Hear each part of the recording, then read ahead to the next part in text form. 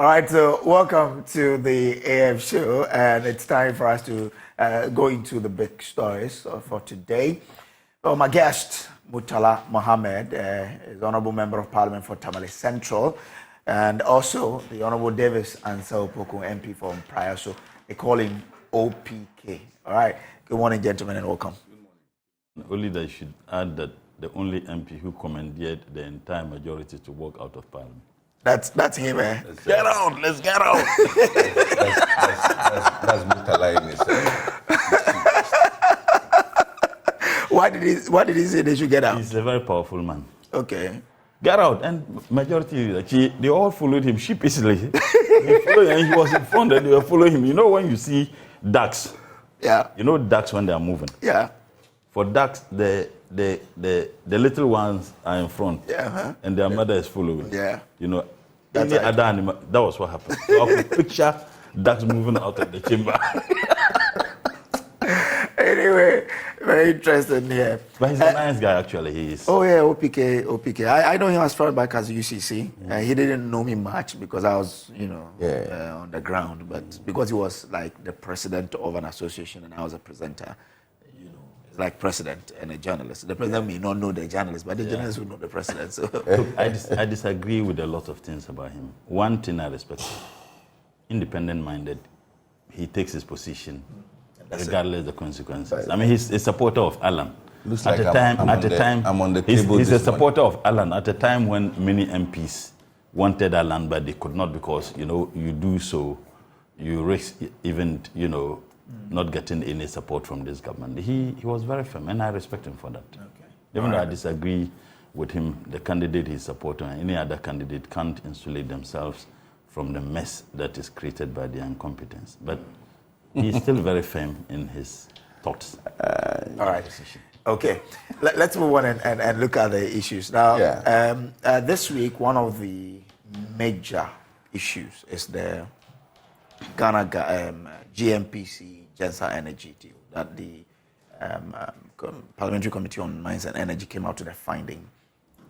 The Ghana Gas Senior Staff Association have come out to say that the findings can never be accurate and that there's much more that they have to do. The minority side on the committee say no, they cannot associate with the findings of the committee. There's been a lot of talk about how this deal is going to really inure to the a disadvantage of the country. Let's start with it and see how we can go about it. Let me start with you. Okay, I'll start with. No, he can't tell you to start with. No, he didn't. He didn't. No. The reason why I'm going to start with him. No, hold on. You know the reason I'm going to start with you is that you've had enough time to relax. I mean, we've been with you for some time. He just came, so let me start with you. How do we go about this deal that the industry people are saying that you cannot offer our gas infrastructure to a private company, especially when it's a foreign company? Well, as to even whether Parliament took the decision, I think that as a member of the minority, of course, I'm not a member of the Committee for Mines and Energy. Let me be very clear. The NDC didn't participate in the decision that occasioned the position taken by the committee. How committees of Parliament work. You have a chairman of the committee who is a member of the NPP, a member of the majority, in the person of Honorable Atachia. The NDC raised certain issues, and the NDC was expecting that the report would have incorporated some of the issues raised by the NDC. Unfortunately, they were not. So if people here, and I listened to your station when the story was broke, and then the position was that a committee of Parliament, which of course include both NDC and MPP, took the decision they took. And which Imani, I remember you interviewed my good friend Franklin Kujo. Franklin indeed had strong words for the Committee of Parliament. So anybody listening to Franklin or listening to your news would presume that the NDC also participated in taking the decision they took. The NDC never did. As a matter of fact, you had two state institutions, the Ghana Gas and Ghana GNPC. Now, one has the responsibility of distributing and one has the responsibility of sales. Now, if one has a responsibility of distributing and one has a responsibility of sales, a contract that is entered into for the purposes of doing both must not be signed by just one. Because if my responsibility, as mandated by law, is to distribute, why would I be engaged in signing a contract that has something to do with sales? So several issues. So if it was just an NDC position, perhaps people would have said that the NDC, once again, is doing politics. But this is a position that is taken by another independent body, and they have problems with it. Look, transparent governance and accountable governance is sine qua non to the success of our democracy. And anytime issues like that come up and people raise them, let it not be assumed that people do so for the purposes of political expediency. People do so that right things could be done. We are talking about money here. Why would we even have a private entity to do that when there is a state institution that has the capacity to do that? It simply doesn't make sense. And it isn't that that state institution has only the capacity, but they have the experience. They have been engaged in it. If you talk about perfection, perfection leads to the reduction of cost. Because once you perfect a job you do, because you have the experience, you have engaged in it for a very, very long time. You reduce the time you spend in doing that. You also talk about quality of work that is to be done, and most importantly, the cost that the state would have incurred in doing so. If there's any profit that is to be made by a private entity, why can't we prevent that if the state can do that and the profit becomes the profit of the state? I don't subscribe to the argument that when you have private entities that indeed take over defunct state institutions, they perform well. It's because of the mindset. It's because of the mindset. If in some instances you have a state institution, a private entity took it, maybe the only people they will change will be management, but the entirety of the working staff will be the same people who are engaged in it, and they will begin to make some profits. I think that we need to take a second look at that. It means that those management who run such state institutions around do that deliberately. That cliche, Abensika. There's also saying that Abensika and Dinukwa. Because if you spend Abensika kwa, you'd have a day of accountability. And I think that these are some of the issues. If this government is a listening government, I think that they need to listen to the concerns raised by the NDC and the concerns raised by other civil society organizations in the matter of this. It simply doesn't make sense. OPK, yesterday I spoke with Ben Boache and someone from Ghana Gas, and the understanding I got was that, I mean, Ghana Gas already has the pipelines leading to the FPSO to bring gas, onshore, and also have built the pipelines from where they are in Sanzule, Atuabo to Pristia, to the GENSER site. And so once they are already having the pipelines and they are a state company, you don't give the same thing to a private entity to do it, because now I understand the private company will now construct a pipeline to the FPSO to bring gas onshore. Why do we do that when already there's a state company that is capable of doing it? Well, first of all, let me say a very good morning to our viewers. And also to say that, I mean, this issue has been on the radar for a while. I mean, at a point we saw some misunderstanding between the Minister of Energy now and even the Chief Executive at a point. I mean, I think the back and forth is unnecessary, especially now that the Parliamentary Select Committee have sat on the matter for 11 months, investigated the matter, and a report is finally out. I mean, a Committee of Parliament will still work, even if a session of its members decides to boycott. I mean, parliamentary work will still go on. But that said, I mean, yes, Ghana Gas may have the capacity to deliver. But looking at the gas that has been flowed into the system, if it turns out that you still need a private entity to come on board to augment whatever Ghana Gas is doing, for me, I believe that you cannot conclude that probably maybe it's duplication of work or at a time when Ghana Gas has already started constructing a second plant to take care of those gases that are being fled? They are now constructing, somewhere last year, this year, Ghana Gas signed a deal with somebody, like another company, on this very subject. That said, I strongly believe that the presidency ought to come into this matter. This is not a subject, because these are disagreements between entities that are within the domain of the executive. GNPC on one hand, Ministry of Energy on the other side, there's Ghana Gas and all of that. The back and forth for me is not necessary. Because I mean Ghana Gas, GNPC, and the Ministry of Energy, they mean well for the nation. They're all looking at the possible means that will work well for our country, Ghana. And so I would not want to apportion blame at this point, despite the fact that a parliamentary committee has a report out that claims that the deal is clean and that it's not going to cause any loss to the state. But that report is being challenged By people in the industry, and then even the minority on the committee. Well, the minority can boycott committee meetings, but it does not stop committee meetings from going on. They can boycott Parliament, but Parliament will not cease to operate.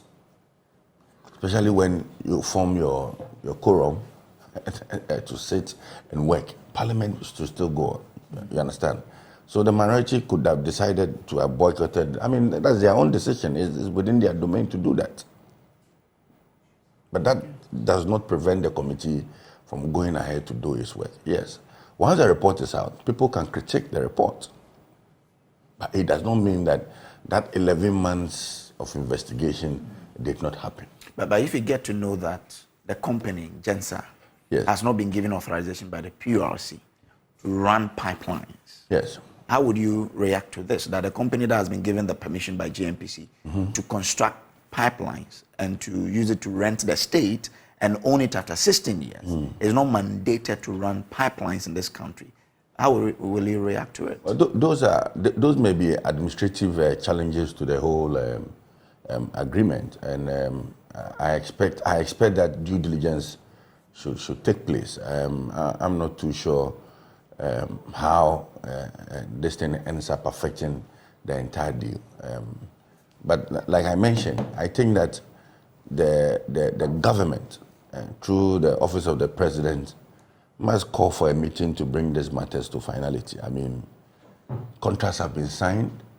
We need to look at the cost of abrogating certain contracts. We need to look at a government that believes in the private sector. Giving the private sector the opportunity to operate and to work in our country. You weigh all those options and take a decision. It has to be very definite. Ghana Gas is not operating for the country Nigeria. It's operating for Ghana. Same as JNPC, same as Ministry of Energy. And even if the president likes, they can even bring in Parliament to sit on this subject so that we bring finality to the matter. Interesting. Let me come to you. The conduct of the chairman of the committee is completely and appallingly bizarre. The speaker, as a matter of fact, Honorable OPK, it is not about the fact that, anybody thinks that the state institutions mandated with the responsibility to perform some of the functions that the minority and civil society organizations are talking about are not doing their work, but they are being prevented from doing what they are supposed to do. And I don't know whether we can trust this government when it comes to some of these energy deals. You remember Mary, when the MPP, indeed as a political party, one of the reasons why they came to power was the palpable lies they told about the Mary and what the NDC did. When they got the opportunity, what did they do? They sat at the Flagstaff House and criminally, and I say this with all the seriousness, added over $800 million to the Mary negotiation. It took the intervention and the vigilance of the NDC minority in Parliament to identify that $800 million, not 8 million, not 800 million cities, $800 million. Imagine the number of schools, it could build hospitals. If the minority was not vigilant, but that's a contract under Mr. Jakon was investigated. I'm saying that the Ameri renegotiation, and Jakon, your program confirmed that there were indeed some members from the MP, he mentioned Atacha, who all raised concerns about some of those things and that they ought to. If the NDC minority was not vigilant, this thing would have gone through. Someone would have been criminally pocketing $800 million. And the thing happened at the Flagstaff House. Now, on this matter, Mr. Speaker actually referred the matter again to a joint committee of Mines and Energy and Finance. That's what the Speaker did. Because it is of tremendous concern to everybody. And like I told you, he is concerned about this just like any of us. Referred it to a joint committee of Mines and Energy and Finance. What occasioned the rush by the chairman of the Mines and Energy Committee? Oh, so it means that before the joint committee could sit on it. Yeah, he came out with this report. The Speaker actually referred it. Like, look, the minority raised concerns about some of this. And if, mind you, the reason why the minority raised concerns about them, have to do with, one, the capacity to do that, two, legality, because like you've indicated, the PURC has not given them the authorization to do the things they want to do. Anybody can go to court. And most importantly, the cost, the financing. Will it be cost beneficial to this country or not? And I believe that was the reason why, in the wisdom of the Speaker, he then referred the thing again to a joint committee. If there was a committee that did a particular work, Mines and Energy, and because of some of these nagging issues that came up, the Speaker decided that, look, let's involve the Finance Committee in the matter. The Finance Committee, you have equal numbers, and the chairman of the Finance Committee is an MPP member, So let's have this so that we can look at it holistically. Just out of nowhere, you came out with this report. I think that, frankly speaking, it is just something is murkier. For all you know, they may have justification for doing that, but what prevents you from allowing the joint committee to sit in that matter? And I think by now, what Honorable Atachan should be doing, he should be reaching out to the chairman of the Finance Committee, Honorable Kweku. He should be reaching out to them, reaching out to the ranking of the Finance Committee, in this case, Honorable Adongo. We mean well for this country, but we are tremendously concerned. You see, this is not the first instance or the first time that we have some of this thing. You remember the testing, the antigen test at the airports, when the Minister for Health himself appeared before Appointment Committee of Parliament, said that they operated illegally. One, they didn't have a license, and that he didn't know about the operation. Now, if you want to allow some of these things, illegalities, to be perpetrated, permeating through the fabrics of our state institutions, one, it is not only being, not transparent, it is undermining state institutions. Because I believe that strongly, the Ghana gas, in this case, will feel undermined. What we are supposed to be doing by law, you are giving it to a private entity, which is even a foreign company. One, we don't even know whether they have the capacity to do that, because we have the capacity, we have the experience. We build the pipelines. That foreign company didn't build the pipelines. That foreign company is coming to take advantage of several years of hard work and investment that we have. Someone should tell us what the interest is. If the point was that Ghana Gas doesn't have the capacity to do that, Ghana Gas doesn't have the money to build the pipelines, this Jensen company is going to build the pipeline. They have the capacity exclusively to do that. There would have been some justification. But you can't tell me that there is any justification in what they are going to do when you have a state institution that has the capacity to do so. I think that, and I agree with you, it is not just the president calling Parliament. They should allow the joint committees of Mines and Energy and Finance Committee to look at it thoroughly. At the end of the day, we may not have some of these problems happening. I am particularly hurt, and I'll raise this issue. I watched a video, and if I want to establish this before I file the question in Parliament, where a young lady reporting that one of the castles, I don't know whether in Western region, one of the slave dungeons, which is a reminder of the barbarism of the so-called colonial masters on us. They are turning a particular facility, an old dungeon, which was used to keep slaves, as a hotel.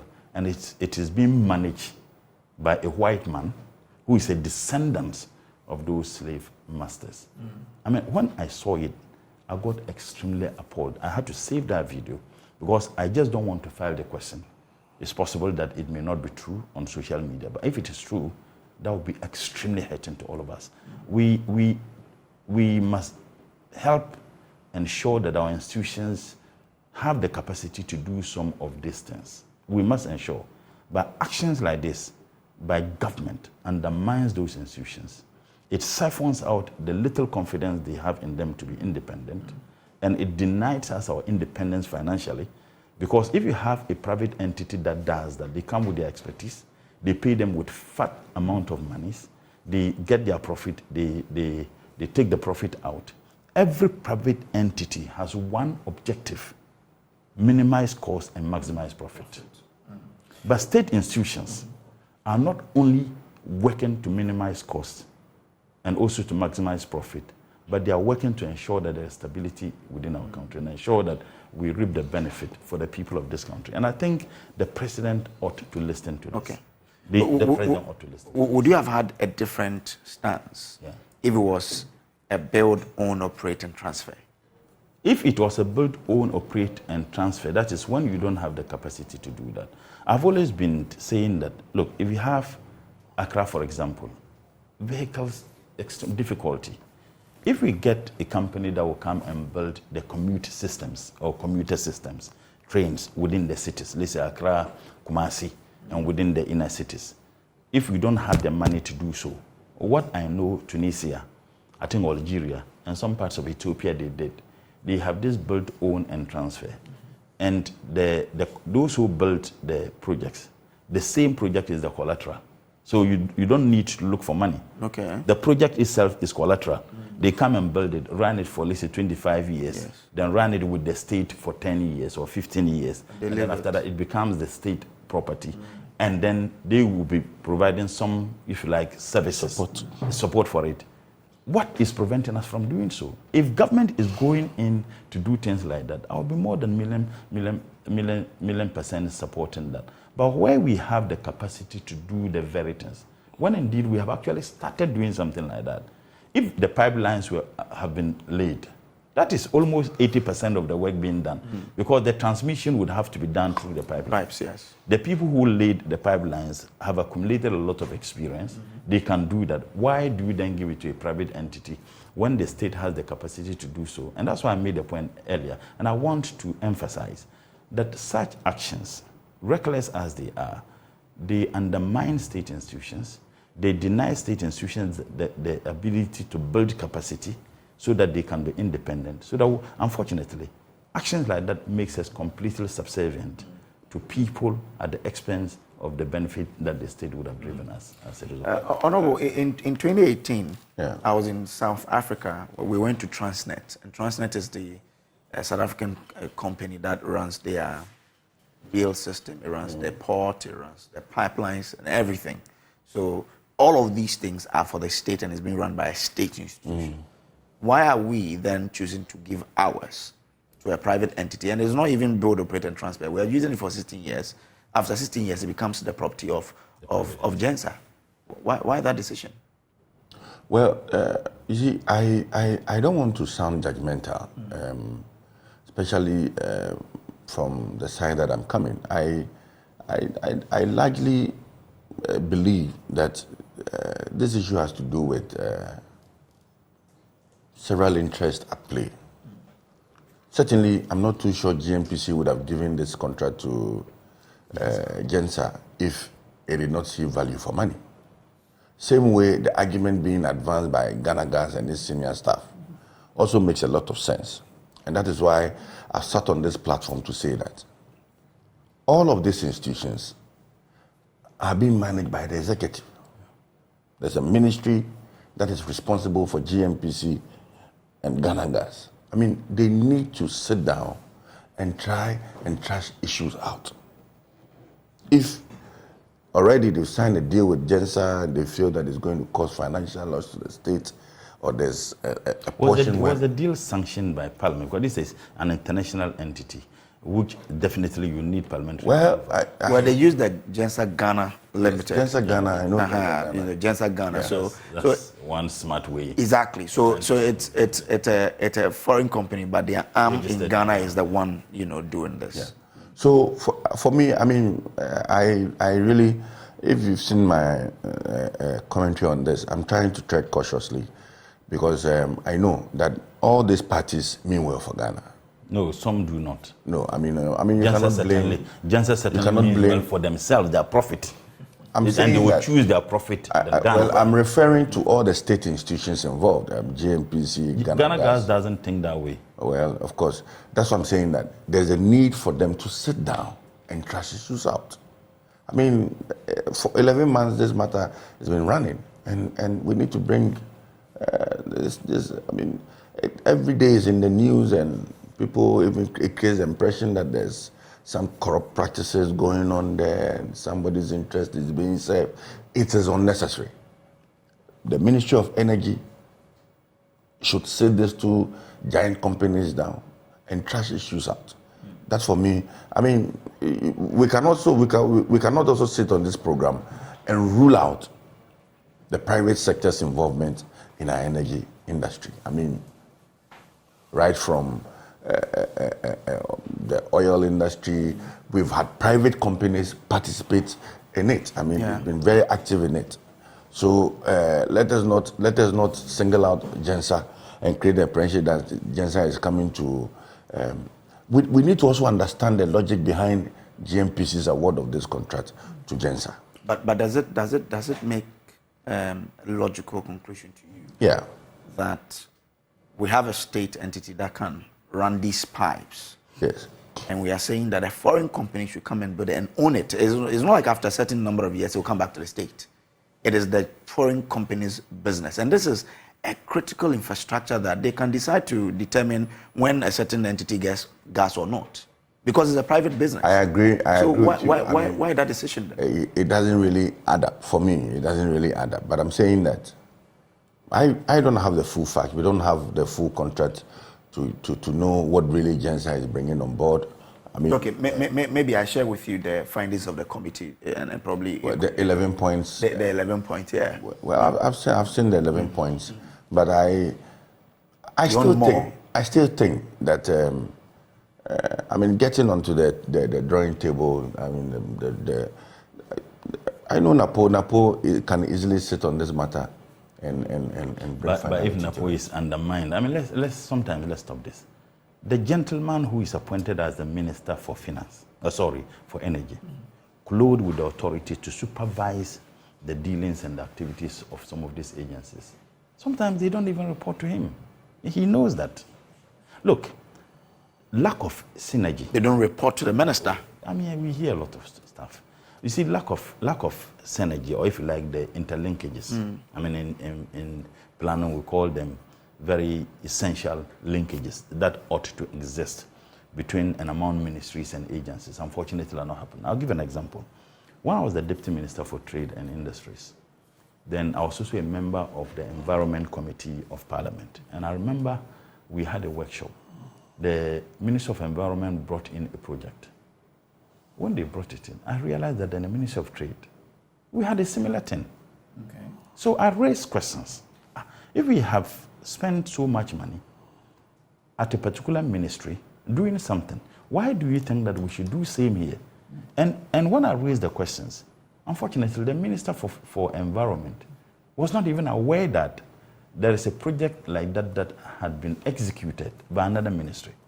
That is why when governments upon governments, they appoint, is it the coordination, is it Minister for Projects and Coordination, I don't know what name, Honorable Dr. Akuto said of blessed memory. You know, okay. He was appointed. I remember when NDC won, this gentleman, Dr. If I remember, I'm sorry, Dr. Somebody was also appointed. I mean, basically, the responsibility was to coordinate the activities of various ministries and agencies, you know, so that you can find out the linkages, and that is what leads to progress and development.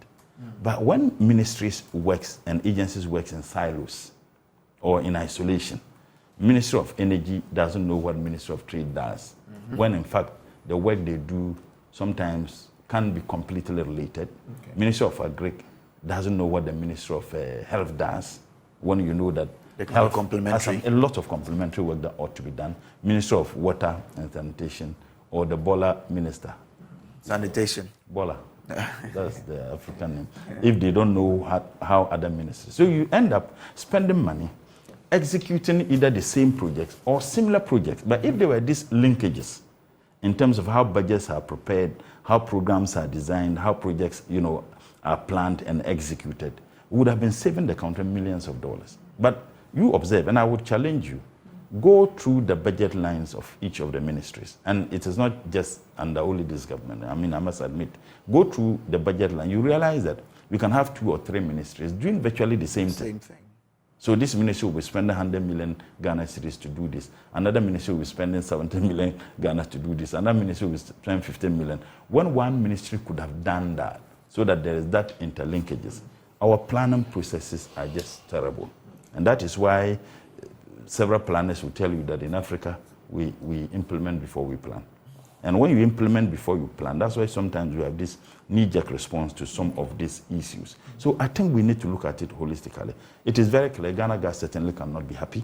No. You think that the workers' union of Ghana Gas making this, think the leadership is unaware, but the leadership cannot be seen opposing that which is a project of government. I am very convinced that the minister for energy may not be happy about some of these things. Maybe the only agency that will be happy with the Ghana, what's the name? GNPC. They will be happy because sometimes they feel that once it is executed under us, they'll be. Let's respect those institutions. Let's respect the people we have appointed. But in this case, you have ministers who are appointed. You have some individuals who do not have official portfolio at the Flagstaff House and who determine how the ministries are run. The MPP flag bearer, contestant, Ajaku, said it on your program. He mentioned someone's name. They determined who is appointed, who is this. So at the end of the day, they don't even have positions. And when you ask, I am not a minister, I don't have any position. But everybody knows that they are the power. It doesn't help. Once again, the point I made earlier, the building of the institutions and the independence of the institutions. And that is why we consider it a cosmic concern that we need to speak about some of these things. Look, we've agreed to charter the path of democracy. And when we have agreed that never again should we be ruled by a dictator or a military dictator, rule of law ought to be adhered to, institutions must be. People think that when you talk about rule of law and accountable governance, it's just when the state is there and the state institutions are operating. But when those state institutions are independent, operating in an environment that there are no inselbecks. And it is not for nothing when Obama visited Ghana and addressing Parliament, he said that Africa doesn't need strong leaders. Africa needs strong institutions. Actions such as this are denying those institutions their independence. And I think that we need to speak strongly against them. Else, we must as well abandon this democracy we are practicing. Now, we were told yesterday that there are some discount. I mean, that's also a huge issue that came up when this matter came up, that there's a huge discount GNPC is giving GENSER. Is Parliament aware of this? What are you doing about it? Well, I can't sit here and pretend to be aware of the so-called discount. So discount, if you have a state institution that can do that, why are you giving it to another state institution and giving them discount? The only reason why you'll be considering giving a discount to somebody you want to engage in a business environment is because they feel that the profit they will be getting will not be to their satisfaction. They need to maximize profits and therefore give them discount. It simply doesn't make sense. This government should get out of this deal. I don't care the consequences as to whether a contract has been signed. I don't think that it has, because until Parliament finishes with some of those things, even if they sign the contract, Parliament has the capacity to raise some of these issues. But you see, it also brings to fore the kind of democracy we practice in Ghana. The hybridity of our democracy is also creating problems for us. Look, we have practiced all the system, the parliamentary system after independence. We've tasted or we tried the executive system or the presidential system. And I believe that occasioned why the 1992 Constitution was fashioned out of, if you like, a blend of both the parliamentary system or the Westminster system and also the presidential system, so that we can avoid some of this. Unfortunately, we don't seem to be run away from them. You have someone who is a member of the executive who sat at cabinet to take decisions. Whether he agrees or disagrees with the decisions, and even if he raises objections, he may be the only person who disagree. Now, such a person comes to Parliament, and then when he comes to Parliament, he removed the gown, the executive gown, and he's now on the legislative gown. He cannot be seen in conscience kicking against a very thing that was brought by the... So I think we should take steps, and for me, there is no any excuse in implementing, if you like, the Constitutional Review Commission's work. Okay. Let's insulate the legislative arm from the executive arm. Let's insulate it completely. There are people who are vying to become members of Parliament, not because they have that heart to serve as members of Parliament, but they see that as a route through which they become ministers. I'm telling you, if we take this thing away, we'll begin to assert the independence of the legislature. We'll begin to see the true work of the legislature and how independent they are. And I tell you, the monetization of parliamentary primaries will not be as it is today. Okay. Unfortunately, that is not the case. In this country, do you know the Ghanaian MPs are the least paid in Africa? Do you know that? You tell me. Oh, you can find out. But you see, sometimes Ghanaians are just justified in terms of the concerns they raise because they expect that as the legislative arm, we should assert our independence. They may not know that there are instincts in ensuring that we are independent because of the constitutional provisions. The president must appoint more than his 50% of his ministers from Parliament. So Ghanaians watching us and expecting us to be independent, they don't seem to see that. And that is why it is of tremendous concern to them that even when we point out to them we are the least paid, they will ask, what have you delivered? Show us what you have delivered in terms of asserting your independence. And we may be comfortable. Would you even given salaries and allowances that would ensure your independence? So it's like a double-edged sword. We need to look at that. And to be very honest, I think that we must demand that there is a full implementation of the Constitutional Review Commission's work. Last point. I had the privileged opportunity to have participated in the draft of the 40-year development plan of Ghana. And my minister, Dr. Spiogabra, gave me the opportunity most often to represent him. And when I attended some of the meetings, I saw fine brains in these countries. Professors from academia, people who served both in NPP, NDC, people who served in previous administrations. These were the creme de la creme of those who, participated and drawn up.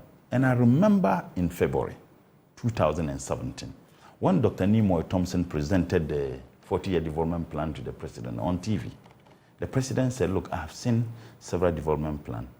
I must say that this is the most comprehensive and excellent development plan. These are my words, I'm just paraphrasing, of development plan I've ever seen. I believe after they left the Flagstaff House, the president looked for the closest dustbin and threw it there. With all the nice words, and I'm saying this, with all the nice words said by I'm saying I believe. Why don't I have... No, I don't think it's... Do you know why I say that? I say this because with all the nice words with which the president described the plan, not a single word, not a single thing in that plan has been attempted to be implemented by the president. And I am worried. Have you done an M&E to find out that not a single of the plans? If there's one, show me. Look, the excuse that have always been given is that, the president is not obliged because there isn't any force by law that every president must implement what we have in the NDC plan. But I was saying that the words that were used to describe them, and I was encouraged.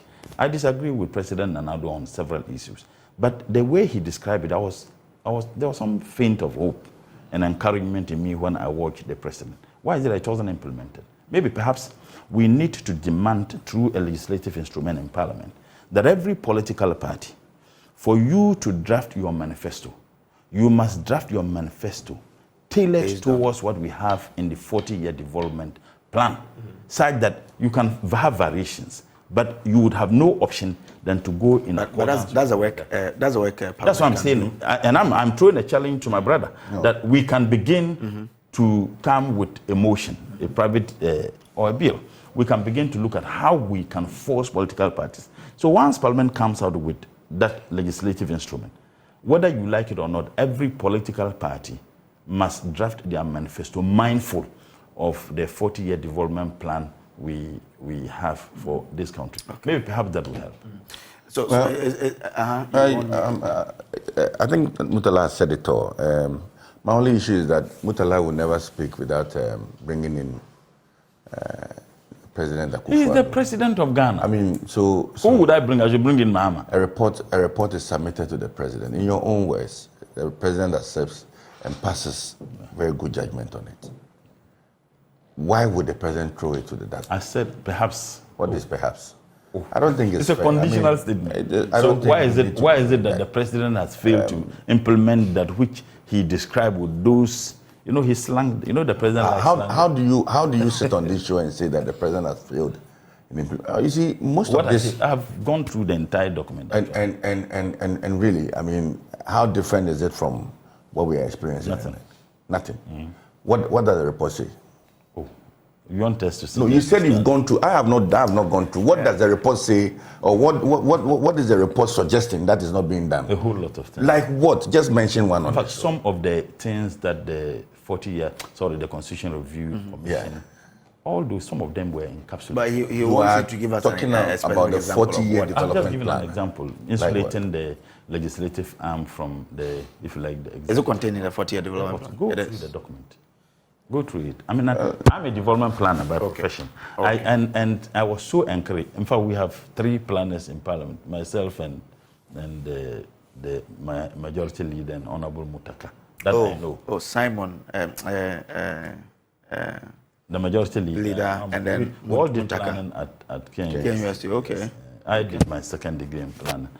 Honorable Mutaka did, I think, first degree and second degree in planning. Okay. And Honorable Chair, I think first degree he did in planning. Very experienced person. But I'm saying that as a planner, when I went through the document and when the president made that thing, to be very honest with you, I was so encouraged. Okay. Maybe like the point I made earlier, which I thought you were going to emphasize on, we need to begin looking at a legislative instrument which will now force political parties and in drafting their manifesto, they take into consideration a development plan which is accepted by all. Mind you, it was done by under President Mahama.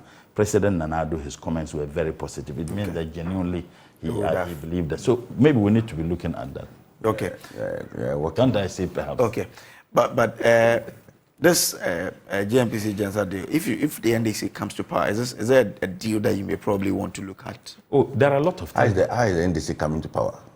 But are you saying that they will never come to power? We have because this GENSER deal doesn't have, it is not, it is theirs. Oh, no, so probably if they come, they will. We have heard this. So in 2016, you people will not come to power. You people in 2008 or 2016? 2016. You were telling them. I'm saying that 2016. I never said so. Okay. So as a Muslim, I mean the NDC was telling the NDC. I'm speaking here as Murtala because I know that, you see, those of us who are Muslims, there is a chapter in the Quran called Surah Al-Imran. And Allah says that كل اللهم مالك الملك تؤتي الملك من تشاء وتنزع الملك ممن تشاء وتعز من تشاء وتذل من تشاء. That Allah is the King of all kings. He determines who rules at any point in time. I'm just trying to explain. Who rules? Leadership, he gives leadership to those he pleases. He denies leadership for those he pleases, not he displeases. So at any point in time, I am not that kind of arrogant politician who thinks that we must be in power. You cannot be in power. A lot of people said that to Nana Addo. He can never be president of Ghana, but Allah in his wisdom, he is. You can keep on saying that President Mahama can never come back. I am very convinced that inshallah President Mahama is winning the 2024 elections. Because all your candidates, I listened to our friend, and you guys have been unfair to Honorable Kennedy Japan. You are all with him in Parliament. And Honorable Jogati. You know what he said? He said, all those who participated in creating this mess should not be elected as the flag bearers of MPP. And you know those he's talking to. He's talking about Dr. Bame. He's talking about Alan Chinmantin. He's talking about the Minister for Agric. Dr. Afriye. Because they've all participated in creating the mess. In his wisdom, he's the only person who never participated in the mess in which we are. And therefore, they must not be elected. So maybe the only candidate you may have elected who would have some justification saying that I didn't participate in this mess is Nana Poku, is Adainimo, fine gentleman. He's my very good friend. Okay. And you have the former Minister for Energy. He promised that he was going to tell the people of this country why he resigned. He still has not told us. So credibility-wise, I don't think that any of We'll come to that. But I asked the question that would a future NDC government look into this deal and probably abrogate a contract somewhere? Not only, there are a lot of things that we would have to look at. A lot of things we'd have to look at. Because if you don't look at them, Ghanaians will be very, very angry. I mean, it's amazing in this country, some of the things that happen. Look, if a scintilla of the things that happen in this country, that some of you journalists are quiet about, if a scintilla of such had happened under President Mahama, perhaps you would have been calling for a truncation of our democratic process. Okay. President Mahama, a lot of things you guys were on, particularly multimedia. So you are saying that we have not done, we have not done same. You are in a complete state of incommunicado. I don't know what really? You guys have eaten. Yes. Hey. Recently, you've watched how our project about asking the president about his campaign promises. We've done all of those things. You're saying that compare the things you did under President Mahama and what you've done here. You call me and apologize to your viewing public. Every day, everything, even some of the things you were not cross-checking, you come out, bring them. When under President Mahama, under this president, no, you are not discussing them. Meanwhile, you discuss similar things. I refuse this tag. We've done enough. I don't expect you for this country. I mean, the lizard, when the lizard turns his head this way, know what it says? Is that what? If you don't praise me, I'll praise myself. Oh, no, this is not like I'm pleasing myself. But the point is that multimedia has really done enough. Now, Godwin Ajete who says, it's because sometimes the planning processes of the executives, the task workers can be terrible and can end up shortchanging the nation and people. It's why Parliament was instituted to scrutinize and to give policy credibility in the interest of the nation and the people. You guys in Parliament have been abysmal in dealing with oversight responsibility. It's a shame. But this is what I have been saying all the time to Ghanaians. You don't select professors educated in India, place them in a boardroom and expect them to speak with British accent. So you see the point he made. So here I have just told you that there are constitutional provisions that denies Parliament that independence. Okay. You have members of Parliament who are ministers of state. Yeah, they certainly cannot be independent when it comes to the work. There should be That's insulated. Okay. Marcos Ekwamo.